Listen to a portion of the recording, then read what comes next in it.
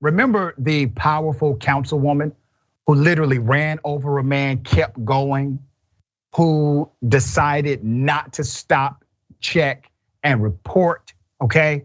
Well, there's an update.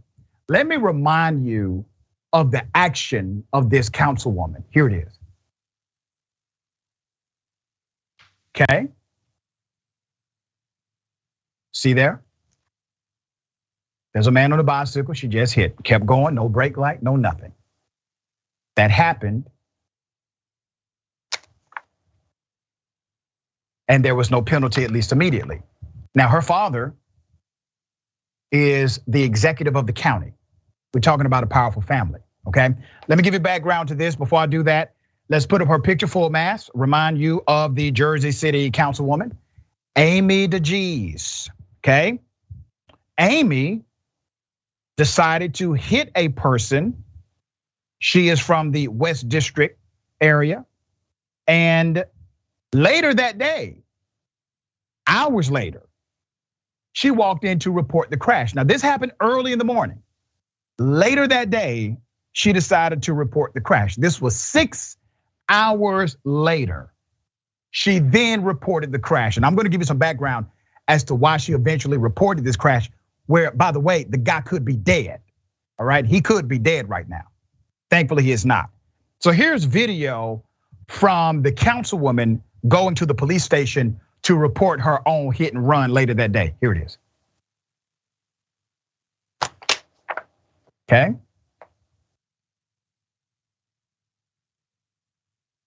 All right.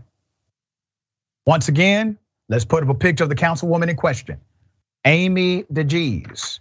Now, why did this councilwoman take so long to report the incident? Well, apparently, the day after the crash, a source close to the councilwoman told the Jersey Journal that she in fact struck her head. And when she realized what had occurred, she reported it to the police, a claim that now appears to be completely false. So here's what the good councilwoman wants us to believe. She wants us to believe that she was driving at about, let's say, 8 a.m. in the morning, all right, going to work. She strikes a person on a bicycle, and strikes him hard, okay? He goes up and down her vehicle. She does not hit her brakes. 6 hours later, she realizes, I may have hit somebody and I decided to leave the scene of the crime. So let me go to the police station to cover my ass. To report that this thing happened. And obviously I didn't report it immediately because woe is me, I hit my head. Come on, guys. Makes sense? There's more. A video from November surfaced where the councilwoman desperately tried to convince a police officer not to tow her car. Here it is. Your vehicle, I take it? Okay, bit of bad news. Number one, you got hit by a tractor trailer making the turn, partially because you're in the no stopping, no standing zone, okay? I'll get you, that's okay, I'll get you a case number. I'm gonna generate a report. The guy stopped, I have all his info, so.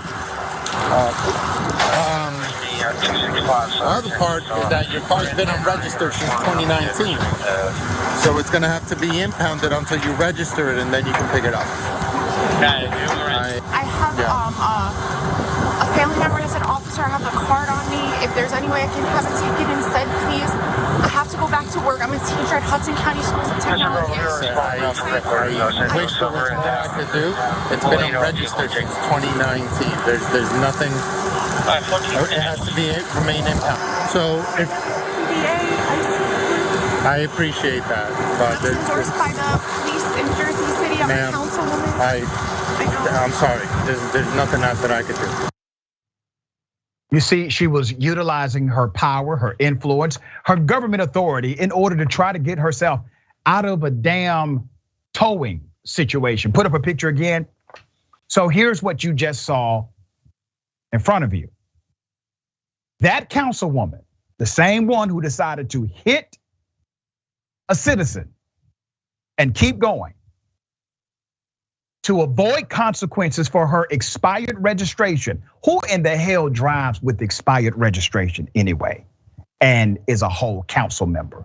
She does. To avoid the consequences, she offered to show the officer her PBA card, told the cop that she was a Jersey City Council member endorsed by the local police union. And after the fact, phoned John Allen, a confidant to the mayor, to help her. Her car ended up being towed anyway. The reason behind the delay in reporting the crime may have been because she wanted to try to exercise her, let's say, special privileges as a councilwoman with many connections. As we know, her father is the executive of the county in which she serves. Although all of this information has been unraveled, it has been exposed, it is in the front. The councilwoman refuses, has no intention of stepping down from her seat, facing calls for resignation after a hit and run accident 10 days ago. Jersey City Councilwoman Amy DeGise, through a spokesman, says she, and I quote, will not resign and plans to complete her full term and continue in public service. Let's look at the victim. Remember, there's a victim here, okay?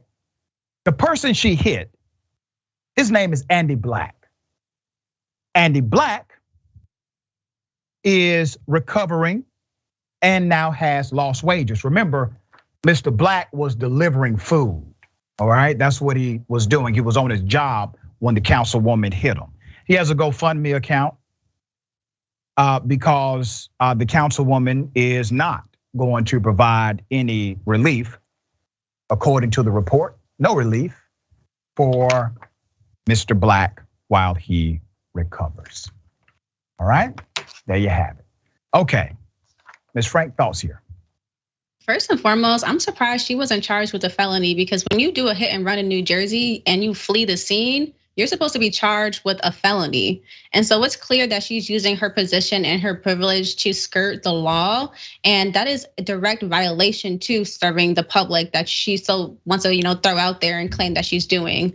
And so I think we're just seeing like a trend of like people in power steadily abusing their positions over and over again.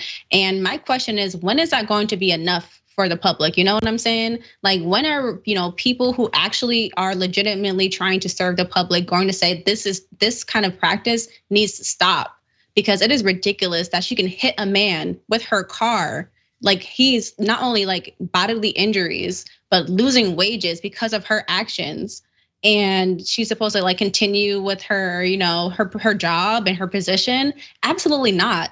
And I hope that, there's more backlash, public backlash. But I also just hope, again, that she is held to the accountable to the full extent of the law and thrown into prison and actually serves the time that she needs to do in prison.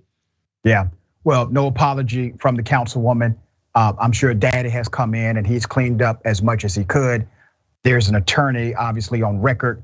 We will see how this case unfolds, but I would not hold my breath that actual justice will be served.